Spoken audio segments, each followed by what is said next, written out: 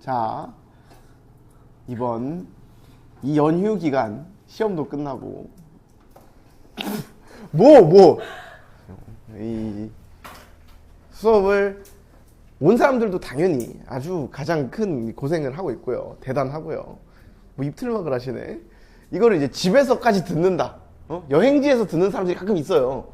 진짜로 신청해놓고 듣는지 안 듣는지 모르겠는데 그런 사람들이 또 이제 대단한 사람들이죠. 1교시, 2교시 잘 했고요. 아까 얘기했듯이 이번 주 월화에는 클리닉이 없어요. 학원 찾아오지 마세요. 학원에 나 없어? 보고 싶다고 찾아온다고 그러지 마. 나도 안 그랬으면 좋겠거든?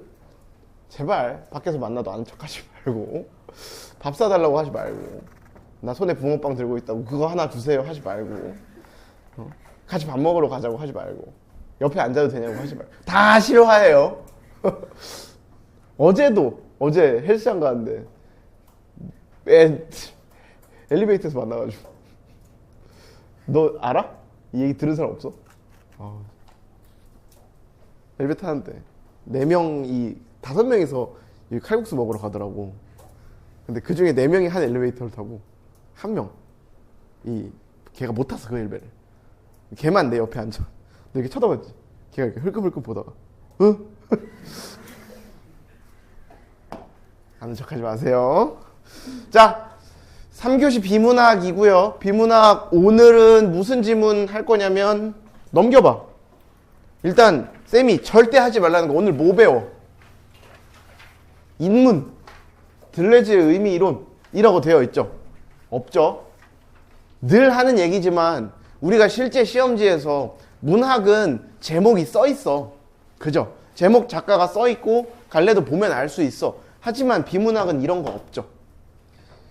이 학원 교재나 문제집이나 뭘 보든 요거 보지 않는 습관 가졌으면 좋겠어요. 고등 가면 더 그럴 거야. 문제집 사면은 막 인문 지문끼리 몰려있고 사회 지문끼리 몰려있고 이렇게 크게 한 권씩 돼 있는데 내가 그 영역이 특히 약해서 그 부분을 먼저 사서 푼다라고 하면 또 모르겠거든? 그래도 영역은 볼 수 있대. 이건 보지 마세요. 제목 절대 보지 마세요. 이렇게 하면 핵심 키워드를 우리가 찾아야 되는데 그 과정이 다 날아가 버리잖아. 그죠? 그러면 시간을 한 8분 정도 드릴 테니까 요 앞에 거를 먼저 풀 건데 우리가 신경 써야 되는 건 아까 1교시에 얘기했던 것 중에서 용어의 정의 신경 쓰세요. 내가 아는 것과 전문 용어로서 쓰이는 뜻이 다를 수 있다. 오케이? 자, 8분 시간 드리겠습니다.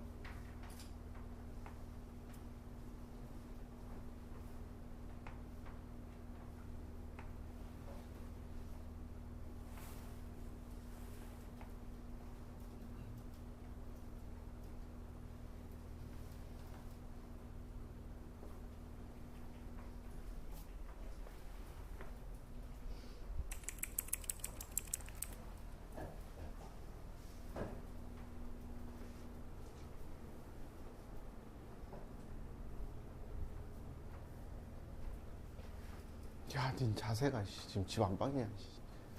뭐라.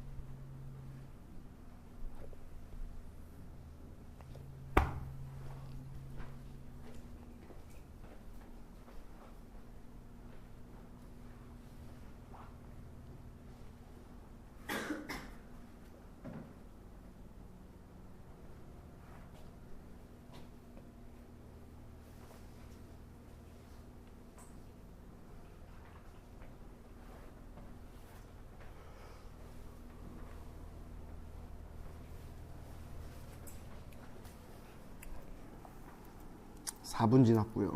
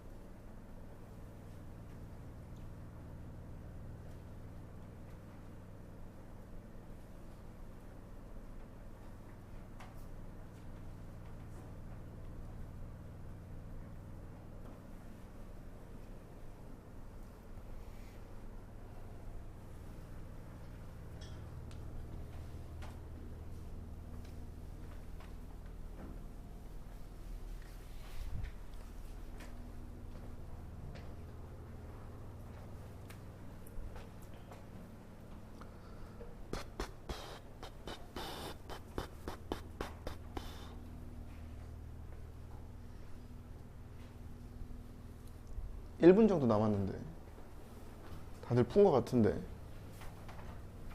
한번 같이 풀어봅시다. 오랜만에 와서 감을 잃은 사람들도 좀 있는 것 같고, 처음 들어서 그런 사람도 있는 것 같고, 일단 다들 알 거야. 내가 비문학 풀 때 절대 하지 말라 그러는 거 뭐? 절대 하면 안 되는 거 뭐? 눈으로 풀기. 잘하고 못하고의 문제가 아니에요. 고3 거 풀어봤다 그랬지? 눈으로 풀어줘? 비문학? 다 맞았어? 안 맞지? 그러니까 야, 눈으로 풀어서 틀리는 게 그리고 오래 걸리지. 그러니까 봐봐, 사실 경험해봤으니까 더 잘 알 거야. 눈으로 풀면 오래 걸리고 틀려요. 근데 손으로 표시하면 덜 오래 걸리고 덜 틀리거든? 그럼 왜 스스로 제약을 두는 거냐고. 자꾸 드래곤볼도 아니고. 너무 낡은 예신가 드래곤볼? 스스로에게 이 제한 걸고 하지 말고, 지금 계속 말하지만 이렇게 쉬운 지문으로 주니까 그나마 눈으로 풀리려고 풀리는 거지. 실제 고3 지문 같은 거 나오면 요즘 그 말했잖아. 지지난주 무슨 요일이었더라? 월화 중에 공개됐던 걸로 기억하는 그 수능 예비문항 2028학년도. 그거 보면 비문학 길이가 생각보다 안 길어. 안 긴데 그 길지 않은 거 안에 정보량이 되게 많아요. 되게 빽빽하고.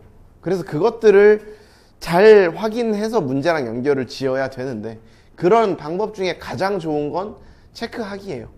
그렇다고 또 하지 말라는 거 뭐, 그냥 처음부터 끝까지 다 밑줄 긋는 거, 이런 거 하지 말고 정말 필요한 것들, 필요한 내용들, 키워드들에만 표시를 해봐라. 뭐 쌤이 말해주는 방법들은 있죠. 그냥 일반 내용에는 밑줄 긋고 키워드에 동그라미 혹은 네모, 그죠? 앞뒤 내용 바뀔 때 세모, 뭐 인과로 이어질 때 화살표, 쌤 이런 것들을 하지만 그거는 내가 가이드를 잡아주는 거고, 너네가 하기에 가장 편한 방식의 표시 체계를 만드세요. 그런 걸 해야 되는 가장 큰 이유는 비문학은 논리적인 글이야. 그래서 아무렇게나 쓰지 않아. 무슨 말이냐면, 일단 문제 유형부터 보면 1번 문제는 내용일치 문제죠. 그죠? 이건 본문에 있는 내용 정보 찾아라 라는, 그냥 말 그대로 유형 간단하게 정리해주면 내용 일치 문제, 이런 유형이고요. 두 번째, 들레즈의 관점에서 보기를 이해한 내용으로 가장 적절한 것을 찾으래요. 아직 안 읽었지만 들레즈 나오는 거 알 수 있겠고요. 그리고 얘 관점을 적용하는 문제죠. 그죠? 본문에서 찾은 내용, 핵심 내용 중에 하나를 보기에 적용하는 문제죠. 사실 이 보기는 지금 읽는다고 본문 읽는데 뭐 도움되는 그런 부분은 아니니까 넘어갈게요. 세 번째, 기억에서 리을을 바탕으로 보기를 이해해야 한 내용이래. 그 부분들을 왼쪽에서 쓱 보면 기억, 니은, 디귿, 리을은 각각의 다른 이론들이죠. 그죠? 그래서 학자 간 혹은 이론 간 내용의 비교라고 생각하면 될 것 같아요. 혹은 그 각각의 관점 이해라고 봐도 될 것 같고요. 그래서 이것도 본문 읽기 전에 풀 수 없는 유형이다. 그 다음 마지막 어휘 문제는 제발 틀리지 마세요. 이것만 잡고 본문을 보는데 쌤이 원래 생각했던 거랑 다른 순서로 하나만 보여줄게요. 첫 번째 문장 봐봐. 나폴레온의 대관식에 참석한 한 정치인이 나폴레온의 머리에 망간이 얹었다라는 표현을 했대. 그죠? 그 다음 그 문장 끝까지 읽어보면 그거의 판단이 달라질 수 있다라는 거죠. 두 번째 문단 첫 번째 문장 읽어봐. 의미의 개념을 규정하는 일반적인 의미 이론에는 이렇게 여러 가지가 있다. 세 번째 문단. 반면 들레즈의 의미 이론은, 요 두 번째 문단에서 여러 가지 이야기를 할 거야. 들레즈는 그거랑 다른 거죠. 마지막, 그렇다면 이 표현 들레즈에 어떻게 해석될 수 있을까? 첫 번째 문장만 읽어도 글 전체 구조 잡히죠. 그 한 문장을 예시로 의미 해석에 대한 다양한 의견 보여주고, 다양한 의견 중에서 대부분의 여러 가지 것들과 다른 들레즈만의 것을 보여주는 글이었죠. 그죠?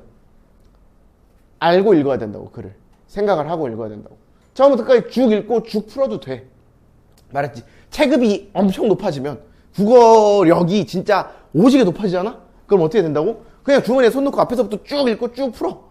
45문제 다 그렇게 풀어. 그리고 한 20분 남아. 마킹까지 다 했는데, 그리고 다 맞아. 1등은 무조건 나와. 이렇게 할 자신 있으면 그렇게 해야 된다니까.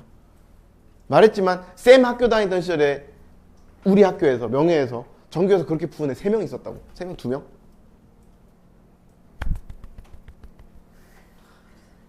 그 정도 되면 그렇게 하시고요. 그 정도 될 자신이 있으면 그렇게 하시고요. 근데 말했지만 거기 괴물들 진짜 많았었다니까. 진짜 말도 안 되는. 근데 그런 애들도 그렇게 안 풀었어요. 걔네들이 그렇게 풀면 안 돼서 그렇게 안 풀었을까? 능력이 안 돼서일까? 능력이 안 됐을 수도 있고요. 하지만 가장 큰 이유는 그거지. 수능이잖아. 그지? 그리고 그 모의고사들은 수능 연습이잖아. 신중해야지. 신중해야지. 더 쉽고 정확한 방법이 있는데 그걸 안 쓸 이유가 없잖아. 그죠? 그럼 그 눈으로 푼 애들이 이상한 거죠. 이상한 겁니다. 허세에 찌든 거죠. 그죠? 옛날 얘기다. 자, 문단번호, 어머, 이 색이 아닌데. 문단번호 달아주고. 말했죠. 문단번호는 사실 실제로 쌤이 실제 문제 풀 땐 사용하지 않지만 구조 보기엔 되게 좋다라는 거. 나폴레옹의 대관식에 참석한 한 정치인이 이런 표현을 했을 때, 예시, 대관식에 참여한 누군가는 이를 나폴레옹의 머리 위에 왕관이 올라가는 물리적인 현상 그 자체로 받아들일 수도 있지만, 일단 손 밑줄 치지 말아봐. 이거를 여러 의미로 판단할 수 있다. 사실 이게 핵심이죠. 이 말을 여러 의미로 판단할 수 있다가, 내가 앞에 밑줄 치지 말라 그런 이유는 사실은 요건 나폴레옹의 대관식이라는 예를 들어줘서 결국 뒤에 있는 말을 이끌어내기 위한 거였죠. 그래서 하고 싶은 얘기는 뭐야? 언어 표현은 여러 가지로 판단할 수 있다.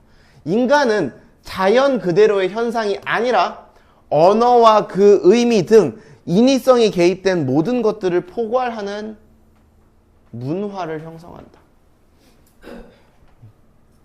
약간 다른 얘기 같죠. 하지만 결국 하고 싶은 얘기는 뭐야? 인간은 인위성이 개입된 모든 것들을 포괄하는 문화를 형성한데, 얘들아, 인위성이 뭐야? 언어랑 의미 같은 거래. 이렇게 구조가 이루어져 있는 거죠. 언어랑 의미 같은 거 전부 다 인간이 만들어낸다. 그걸 만들어낸 걸 문화라고 한다라는 거죠. 이것이 인간과 다른 자연물들의 결정적인 차이이다. 야, 이런 부분은 중요하겠죠. 그죠? 문화의 바탕이 되는 의미라는 것을 정의하는 이론은 다양하지만, 자, 앞에서 깔아줍니다. 의미라는 것을 정의하는 이론들은 다양하지만 들레즈 씨는 일반적인 의미 이론들과는 다른 새로운 차원으로의 의미 개념을 규정했대요. 애초에 첫 번째 문단에서 구조를 다 잡아주고 있는 거죠. 이 글은 누구에 대한 글이 될 거야. 누가 봐도 들레즈에 대한 글이죠. 근데 들레즈 이야기를 할 거면 걔 얘기만 하는 게 아닐 것 같죠. 그 앞에서 걔랑 다른 나머지 애들을 먼저 깔아주는 거죠. 그죠? 그래서 어떤 차이점이 있는지를 보여주겠죠. 첫 번째 문단에서는 예시, 나폴레옹을 통해서, 여기는 어디야? 예시니까 이렇게 날릴게요. 나폴레옹? 빵집? 이 있지 않냐? 요 동네 있지? 아직도 있니? 거기 맛있는데. 거기 맛있냐? 거기? 코끼리 베이글인가? 거기 저기 다리 건너면 바로 있는 거? 맨날 줄 서 있어서. 쟤는 지금 계속 멍 때리다가 지금 베이글 얘기하니까 정신 차리고. 너 때문에 인마 나폴레옹 제가 좀 얘기한 거야 인마. 자, 돌아갈게요. 근데 진짜 쟤 계속 저쪽 보고 이러면서. 그러니까 누가 3시까지 게임하다 잘해. 잘 하지도 못하면서. 첫 번째 문단, 나폴레옹 이런 얘기를 들으면서 결국 오늘은 이 이야기를 하기 위해서 밑에 다른 사람들의 그 이론도 좀 보여줄 거다라는 방향 제시가 첫 번째 문단의 가장 큰 의의이고요. 두 번째 문단 가서 볼게요. 의미의 개념을 규정하는 일반적인 의미 이론들. 의미의 개념 규정, 일반적인 의미 이론들. 다음과 같은 것들이 있다. 실증주의, 지시이론. 얘들아, 지금 이 글이 너네한테 실증주의와 지시이론에 대한 이야기를 할까? 그런 이야기를 자, 두 가지 측면에서 이야기를 해볼게요. 그럼 이 글이 실증주의에 대한 이야기를 한다면 그걸 내가 너네들한테 가져왔을까? 첫 번째, 그게 아니겠죠. 두 번째, 정말 안 가져왔을까, 그럼? 이게 결국 내가 하고 싶은 얘기죠. 실증주의에 대한 이야기를 해도 우린 풀어낼 수 있어야 돼. 본문에 대한 이해가 100% 되지 않아도 풀 수 있어야 돼. 오케이? 그게 되게 중요한 거야. 그럼 너네 모르는 이야기 나오면 수능에서 모르는 거네, 망했네, 내년으로 기약하지 이거야. 이렇게 할 거야? 아니잖아. 그죠? 종종 나오는 게 그거야. 중세 국어 문법에 대한 거 비문학어로 나오면 깔끔하게 포기할 거야? 왜? 나 조선인이 아니니까? 무슨 말인지 알겠어? 모르는 내용도 풀 수 있어야 돼요. 비문학은 너네가 얼마나 잘 이해했는지를 물어보는 게 아니라 그래서 요구하는 정보를 얼마나 잘 찾을 수 있는지를 물어보는 거니까. 그래서 정보만 찾아. 실증주의를 바탕으로 하는 지시 이론에 따르면 의미는 언어 기호가 특정 대상을 지시할 때 성립한대. 의미는 기호가 대상을 지시한대. 이 정도는 알아들을 수 있잖아. 의미는 기호가 대상을 지시한다. 그럼 예를 들어주잖아. 여기까지죠. 나폴레옹 왕관이 제시하는 외부, 뭐 여기 아니잖아. 정신이 나갔네요. 외부 대상이 의미다. 그냥 말 그대로 나폴레옹 왕관 얹어짐 이 뜻 자체로 보면 된다는 거죠. 현상학을 바탕으로 하는 현시이론은 언어를 표현하거나 수용하는 주체가 언어 기호의 지시 대상, 뭐 이렇게 길어? 지시 대상을 통해 주관적으로 뜻을 만들었는데 이를 의미로 규정한다. 문장 구조 봐, 얘들아. 이게 의미래. 의미를 찾네. 뭐가 의미래? 언어를 표현하거나 수용하는 주체가 주관적으로 뜻을 만들어내는 것을 의미라고 한대. 이렇게 봐. 주체가 주관뜻으로 뜻을 만들어내. 이에 따르면 나폴레옹의 머리에 왕관이 안 쳤다라는 표현의 의미는 그 말을 한 정치인의 생각에 따라 누구야 여기서 나오는 말? 표현한 주체죠. 현시이론은 뭐가 중요하다? 표현한 사람이나 듣는 사람이 어떻게 뜻을 만들어내는지가 중요하다는 거죠. 표현 사람의 의도래. 야, 그럼 여기 안 써있는 내용을 한번 찾아봅시다. 숨겨져 있는 내용 찾아봐. 저 예시에서 그 말을 한 정치인의 생각에 따라 결정된 것이다 라고 되어 있죠. 근데 그것뿐만이 아닐 수도 있죠. 그 자리에 있었던 그 말을 들은 사람이 어떻게 받아들였는지도 포함이 될 수 있다는 거죠. 이해돼? 여기서 뭐라 그랬냐면 표현하거나 수용하는 이라고 되어 있었잖아. 이런 정보가 요즘 추론적 덕혜 문제로 나온다고요. 자, 이거 너네한테 안 알려준 정보니? 보여주진 않았지만 알려는 준 정보죠. 이런 거 찾아낼 수 있어야 된다고. 이게 요즘 비문학이라고. 요즘 비문학? 어차피 원래 그래 왔어요. 아직 우리가 거기까지 접근하지 않았던 거죠. 자, 구조주의를 바탕으로 하는 기호작용 이론은 언어 기호들의 구조 속에서 의미가 결정된다. 언어 기호들의 구조 속. 언어 기호들의 구조, 즉 문법적 체계. 우리 잘 알죠. 문장 문법 체계 잘 알죠? 언어 표현 이전에 이미 존재하고 이 구설을 형성하는 요소들 사이의 관계에 의해서 의미가 규정된다. 문법적 체계가 언어보다 먼저 존재하고 구조 형성하는 요소들 사이의 관계, 즉 문법적 관계죠. 문법적 관계가 중요하대. 왕관 2에서 주격조사 2가 왕관을 문장의 주어로 만들어주기 때문에 왕관은 얹히는 주체로서의 의미가 확정된다. 얘는 문법적으로 따져보자는 거죠. 의미를 따질 때. 그죠? 그럼 두 번째 문단은 내용 정리가 되게 깔끔하게 될 것 같지 않아? 두 번째 문단 어떻게 정리하면 돼? 기억. 무슨 이론? 지시 이론은 어떤 이야기를 했다? 요 외부 대상에 어쩌고. 그죠? 두 번째, 니은 무슨 이론? 어디 있어? 현시 이론. 얘는 어떻게 이야기를 했어? 표현하거나 수용하는 주체가 중요하다. 디귿 무슨 이론? 어디 있어? 기호 작용 이론에서는 문장 구조가 중요하다라고 정리를 해주는 거죠. 그죠? 그러면 우리는 적어도 확실한 거 하나는 알 수 있어. 들레즈는 무슨 얘기는 안 하겠다. 기호가 뭘 지시하는지, 주체가 어떻게 뭐 표현하거나 수용하는지, 혹은 문법적 구조에 대한 이야기를 하진 않겠죠. 왜? 첫 번째 문단에서 얘기를 해줬거든. 다른 애들이랑 다르게 들레즈는 뭔가 했습니다를 보여줬잖아. 그럼 디귿에선 3문단에서 이제 뭘 보여주겠어. 아직 안 읽었지만. 다른 애들이랑 다른 들레즈의 차이점을 보여주겠죠. 그죠? 봅시다.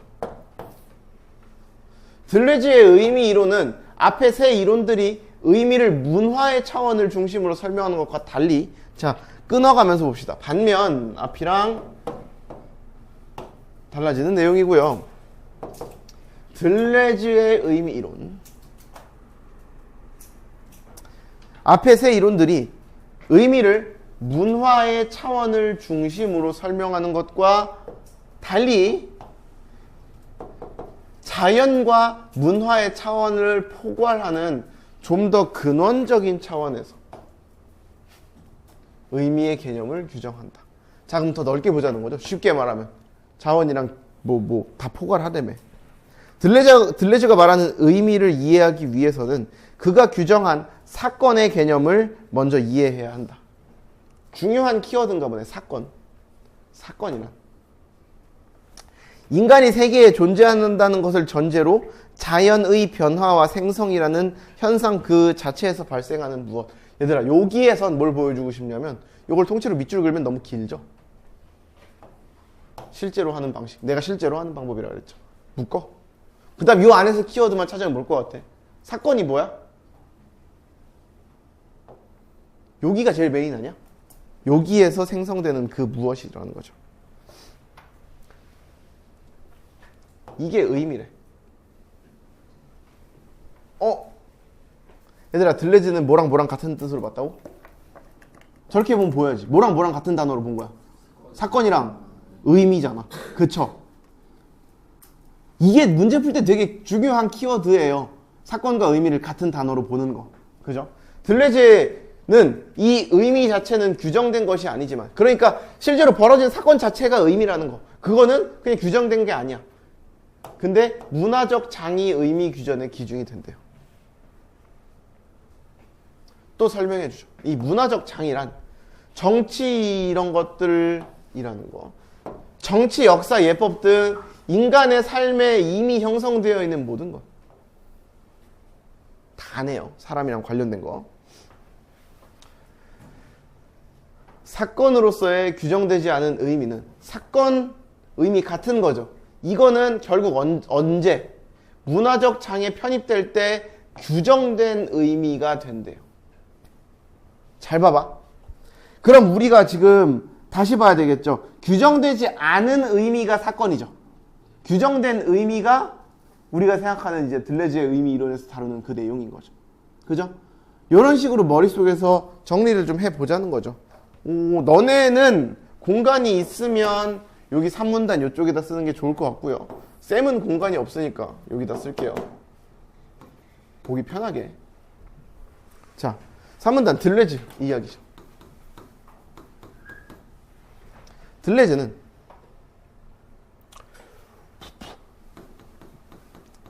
사건에 대한 이야기를 했어요. 사건은 일단 기본적으로 어떤 의미?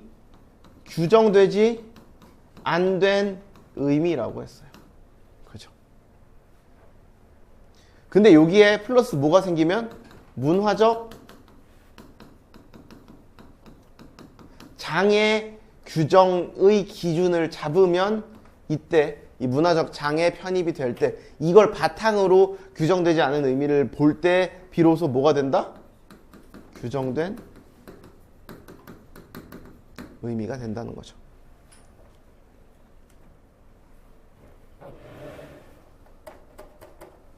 안 어렵죠? 안 어렵나? 어렵고 안 어렵고는 중요하지 않아요.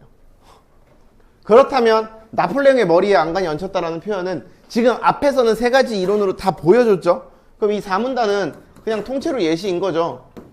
어떻게 해석될 수 있을까? 머리에 안간이 얹히면 생기는 물리적인 현상 뭐야? 어딨어? 그냥 사건, 의미 말하는 거죠. 규정되지 않은 의미. 이거는 자연의 변화와 생성. 자연의 변화와 생성 두 글자로 하면 뭐? 뭐라고? 사건이죠. 이걸 너네가 할 수 있으면 좋겠다고. 그래서 밑에 설명해 주잖아. 그 형상에서 발생한 사건이자 규정되지 않은 의미는 황제 즉위의 예법과 관련된 문화적 장. 이렇게 머리에 왕관을 얹는 건 황제 즉위랑 관련됐다라는 문화적인 필터가 씌워지면 나폴레옹이 황제가 되었다라는 의미로 규정이 돼. 그리고 유럽 정치라는 문화적 장이 얹어져. 지금 유럽의 상황에서 나폴레옹이 왕관을 썼다라는 건 어떤 의미가 돼? 지금 자 이렇게 다 조건을 잡아주는 거죠. 유럽의 정치적 질서가 재편되었다라는 의미로 규정이 된다라는 거죠. 그죠? 이거 바탕으로 문제 하나씩 볼게요. 1번 문제 답 몇 번 했어? 3번. 왜 3번이야? 어디가 틀렸어? 기호작용 이론은 주체 중요해?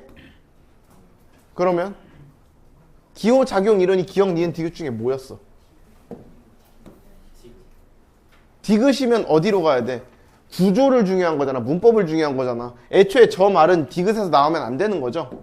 그죠? 주체의 주관성이라는 말은 니은에서 나왔었는 얘기죠. 그럼 말 나온 김에 3번 문제 같이 풀어볼까요? 기억에서 리을을 바탕으로 보기를 이해한 내용. 자, 기억은 뭐고? 그러니까 너네는 양쪽에 펴져 있으니까. 기억은 지시고 얘 키워드는 뭐야? 키워드. 거기서 제일 중요한 단어 하나만 뽑으면. 그냥 외부, 지시 외부 대상? 외부 대상? 그 의미 보이는 대로죠. 니은은 현시 이론. 얘는 뭐가 중요하다고? 주체의 수용? 뭐 이런 거? 주체라만 써요. 디귿은 무슨 이론? 기호작용. 얘는 우리 뭐라고 쓰는 게 제일 땡겨? 문법. 문장 구조죠, 사실은. 리을은 들뢰즈 발음 너무 어려워. 들뢰즈를 내가 이번 주말 동안 몇 번 발음하게 될까? 들뢰즈. 단모음으로 발음하면 들뢰즈죠. 들뢰즈는 키워드가 뭐야? 그쵸, 문화적 장. 그럼 이걸 바탕으로 문제를 풀어볼게요. 지시론에 따르면 코페르니쿠스가 이거 안 읽었구나. 지동설은 중세의 우주관을 바꾸었다라고 말했대. 이런 연구원 과학자가. 그래서 업적이 근대에 미친 영향을 높이 평가했대. 그거는 유럽 사회의 우주 체계의 정면으로 도전한 것이었대. 지시하는 대상, 그죠? 진짜로 코페르니쿠스랑 우주관에 대한 이야기인 거죠? 그죠? 맞고요. 이것만 봐. 지시, 외부 대상 맞는 얘기. 현시 이론에 따르면 의미를 규정할 때 과학자의 의도 중요하죠? 중요하죠. 3번 디귿에 따르면 문장에서 우주관을 목적격 조사 맞아 아니야? 맞아. 리을 들레즈에 따르면 지동설 자체가 사건으로 이미 규정된 의미라는 말 돼 안 돼? 안 되죠. 문화에 편입되기 전까지는 규정되지 않죠. 4번이 되는 거죠. 5번 문화적 장애 기준이 될 수 있다. 당시의 유럽 사회라는. 오케이? 이렇게 풀면 되는 거. 2번 문제만 남았네요.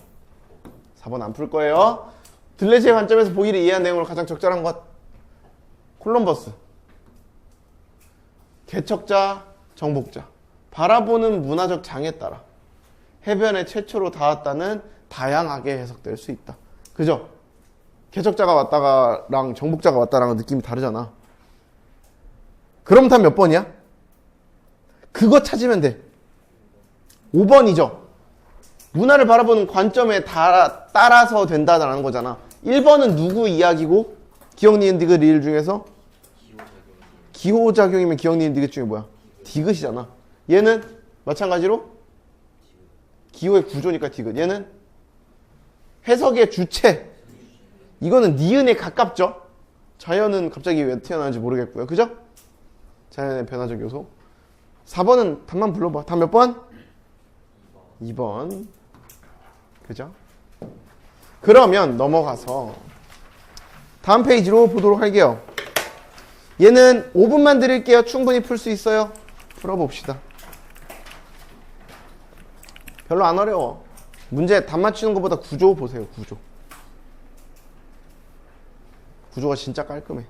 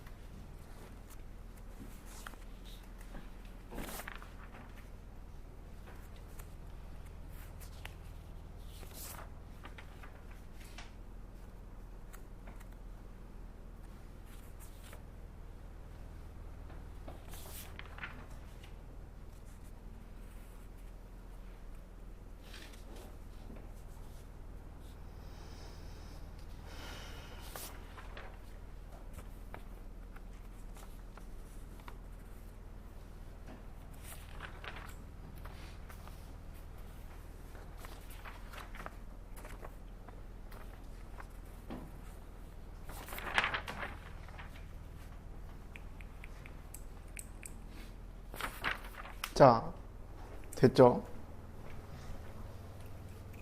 재밌는 대답들이 많네요. 저 아까 쓴 거 봤어. 헬리콥터 소리가 나냐?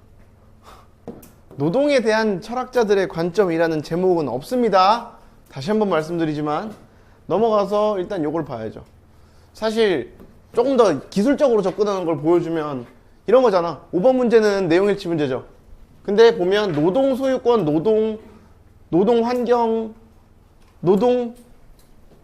그다음 주객 통일도 한 2번 나오고요. 그죠? 노동 철학적으로 보는 뭔가에 대한 글인가 보다 정도는 사실 첫 번째 문제로 파악할 수 있었고, 두 번째 윗글을 읽고 추론한 내용으로 적절하지 않은 것은 로크, 헤겔, 마르크스 나오네요. 로크, 헤겔, 마르크스 나와. 혹시 아는 사람 있니? 이름만 들어봤다 말고. 이름을 아는 건 아니지. 그죠? 이 정도죠. 헤겔 몰라? 헤겔? 헤겔 중요한 사람인데. 그래요. 그런 사람 나오나 봐. 걔네들끼리 공통점 차이점 하는 건가 봐. 보기를 바탕으로 기억을 평가한 내용으로 가장 적절한 것은. 보기 지금 읽을 거니? 이게 문학이었으면 읽었겠죠. 하지만 문학이 아니죠. 보기 적용 넘어가고요. 어휘고요. 이런 식으로 문제 구성 보고 본문 봅시다. 문단 번호 역시 달아줄게요. 하나, 둘, 셋, 넷. 내가 이 글을 왜 쉽다 그랬을까? 앞에 글보다. 문단이 나눠져 있고요. 그 문단별로 다른 내용을 딱 다뤄주고 있어요. 그러니까 앞에는 이 얘기했다가 그거 관련된 애들 얘기했다가 걔랑 다른 애 한 명 얘기했다가 걔 거 사례 얘기해줬다가 이렇게 묶잖아. 근데 얘는 이런 게 있어요. 얘는 이렇고 얘는 이렇고 얘는 이래요. 얼마나 깔끔해. 그죠? 이렇게만 나와주면 정말 좋을 텐데. 자, 누구나 한 번쯤은 경치 좋은 곳에 누워 아무 일도 하지 않는 삶을 꿈꿔본 적이 있을. 내가 아까 했던 얘기 같은데. 딱 일주일만 이러고 싶다. 일주일만. 한 달? 3달? 3달. 딱 3달만. 진심으로. 와. 누워있는 거는 한 일주일이면 될 것 같고요. 3달만. 자, 이러한 상상에는 1. 노동에 대한 부정적 생각이 깔려있다. 아닙니다. 아니에요. 전혀 아닙니다. 저는 노동 즐거워요. 야, 근데 구조상 이렇게 얘기하고 하지만이 나와. 그죠? 역사 속에서 인간은 노동을 통해 개인과 사회를 발전시켜왔고, 이러한 점에서 노동은 나름의 가치. 그러니까 역사적으로 노동은 발전과 이런 뭐 여러 가지 가치를 지닌대. 보편적으로 노동은 부정적으로 사람들이 생각한다까지도 여기 깔려 있는 거죠. 보편적인 시선. 내가 이 얘기를 왜 하냐면 이거 진짜 기본 패턴이에요. 어느 영역이든 비문학에서 보편적인 무언가와 그와 대조되는 무언가는 항상 나와요. 그래서 보편적이라는 말이 안 나와도 이렇게 좀 잡아갈 수 있었으면 좋겠어요. 그렇다면 철학자들은 이러한 인간의 노동에 대해 어떤 철학적 의미를 부여했을까? 그럼 이 글은 뭐에 대한 이야기? 사실 첫 번째 문단은 마지막 문장만 읽었어도 되죠. 첫 번째 문단에서 알 수 있는 거. 글의 화제는 뭐다? 노동에 인간의 노동에 어떤 철학적 의미를 부여했을까를 4글자로 줄여봐. 4글자라니까? 그쵸. 이거면 돼. 노동철학이면 돼. 먼저 로크는 노동을 소유의 권리와 관련하여 설명. 소유의 권리. 로크는 신이 인간에게 자연을 공유물로 주면서 자연을 이용할 수 있도록 이성을 주었다. 자연은 공유물. 이용할 수 있도록 이성을 줬대. 그런데 그는 인간에게 공유물로 주지 않은 유일한 것이 신체이기 때문에 신체에 대해서는 본인만이 배타적 권리를 가진대. 얘들아, 베타가 뭐야? 알파 하지 마. 베타가 뭐야? 베타가 뭐야? 배척하는 거, 배제하는 거, 타인을. 그죠? 베타 반대는 뭐야? 이제 이타 쪽으로 가야 되는 거죠. 다들 근질근질 하죠, 이제. 배타적 권리를 가진다고 본다. 그죠? 아우, 나가. 지금 입실론까지 갔다 왔어요. 지금 쫙 갔다 왔어요. 자, 그리하여 인간이 공유 상태인 어떤 사물의 신체 활동이 노동을 부여하는 것은 공유물의 배타적 소유권을 첨가하는 것이 된다. 되게 중요한 얘기입니다. 잘 봐봐. 인간이 공유 상태인 어떤 사물에 노동을 부여하는 것은 배타적 소유권을 첨가하는 것이래. 왜? 배타적인 내 몸이 얹어진 거니까. 그죠? 따라서 인과 모든 개인은 노동을 통해 소유권의 주체가 될 수 있다. 여기까지 내용 정리해보면 인간과 공유물이 있어. 자연이라는. 인간은 이 자연이라는 공유물에 뭘 얹어? 노동을 얻는 거죠. 그럼 여기에서 뭐가 생긴다고? 배타적 소유권이 생긴다.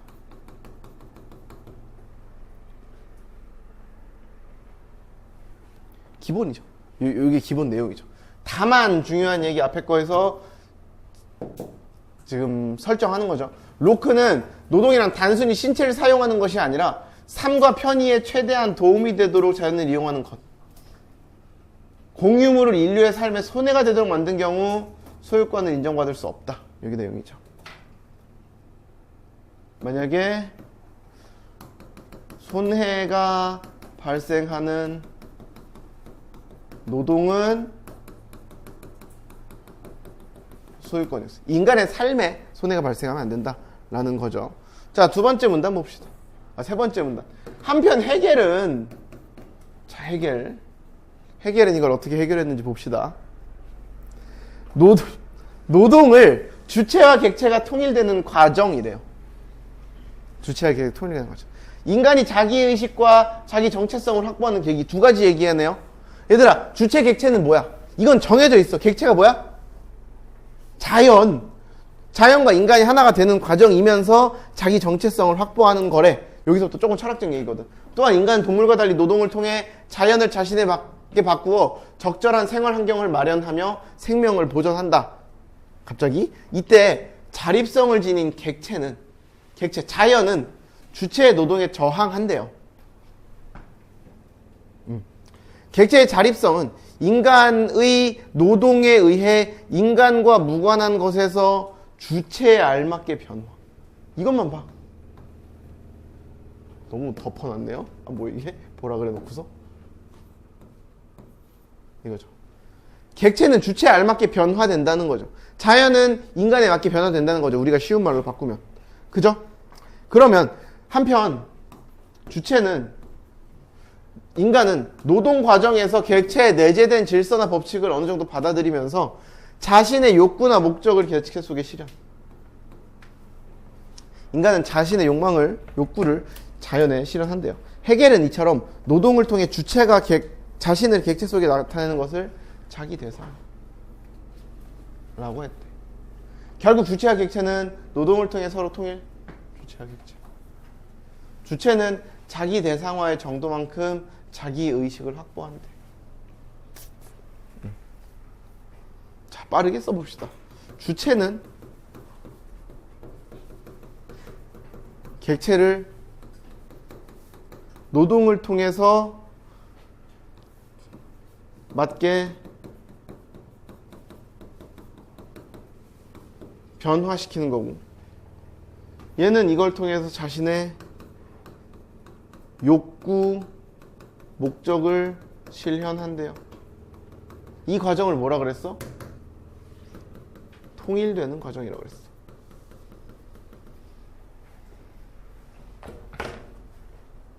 그런데 또 똑같은 구조죠. 그런데 해겔은 노동산물이 주체의 소유지만 여전히 주체와 분리되어 있대. 주체를 완전히 표현하지도 못하기에 노동을 통한 주객 통일에 한계가 있다. 하지만 주객 통일에 한계가 있다. 그 다음 마지막 4문단도 구조 똑같이 잡으면 되죠. 한편 마르크스는 뭐였냐? 네모. 마르크스는 헤겔의 노동관을 수용하면서도, 야, 이거 플러스 알파라는 거죠? 수용하면서도, 그럼 공통점. 노동 자체가 한계를 지진다는 주장에는 동의하지 않았다. 차이점. 얘들아, 그럼 여기서 볼 수 있는 건 얼만큼이야? 봐봐. 여기까지는 받는다는 거지. 그지? 근데 요건 안 받는다는 거지. 그죠? 요런 느낌인 거죠. 그는 인간은 노동을 통해 자연을 가공하여 자연을 인간의 욕구와 자기 실현에 맞게 만든다고 보았다. 이거 공통점에 해당하는 부분이죠. 결국 그에게 노동은 객체의 인간적 형식을 부여하기 위해 자연적 소재의 형식을 부정함으로써 주체의 주관적 욕구나 목적을 대상으로서 객관화하는 것이다. 무슨 말이야? 지금 중요한 문장이 어딘 것 같아? 이걸 통해서 이거래.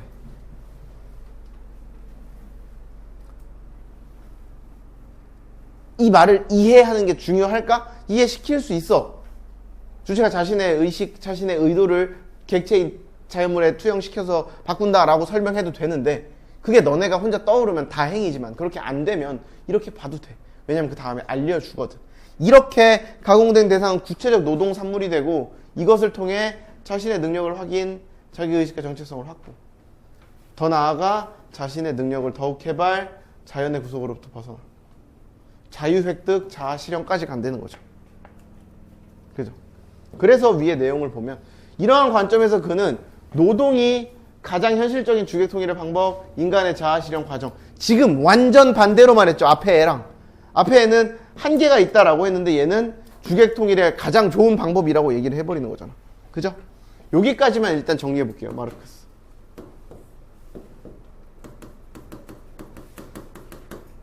마르크스. 주체는 노동을 통해 객체인 자연을 구체적 노동의 산물로 만든대. 그죠? 그 과정에서 이들은 통일될 수 있고 이를 통해 자아 실현을 이룰 수 있다. 주체는 이렇게까지가 마지막에 한 얘기죠. 요 과정에서 주체가 할 수 있는 거는 방금 써 있잖아. 1번 능력 확인, 2번 정체성 뒷페이지에 써 있죠. 확보, 3번 또 뭐도 할 수 있다? 자아 실현까지 할 수 있다. 요것들 확인하면 되는 거죠. 그죠? 그럼 마르크스는 노동이 짱이다 라고 했겠네. 얘가 노동이 짱인데 이게 안 돼 라고 했는데 그것까지 된다고 했으니까 노동이 짱이다겠네. 그죠? 근데 문제는 뭐야? 다만 그는 노동을 통한 주객통일의 한계가 사회적 구조의 한계에서 비롯된다. 사회 구조를 변혁해야 한다. 뭐가 문제다? 사회가 문제다. 사회 구조에 한계가 있다 라는 거죠. 이 내용 바탕으로 문제들 풀면 된다 까지 하고 오늘 수업을 마치고요. 나머지 사람들은 저 프린트 받아가면 되고, 이번 주 월화 클리닉 없고요. 그 다음 신규생들은 나머지 과제 어떻게 하는지 간단하게 설명해주고 끝내도록 할게요.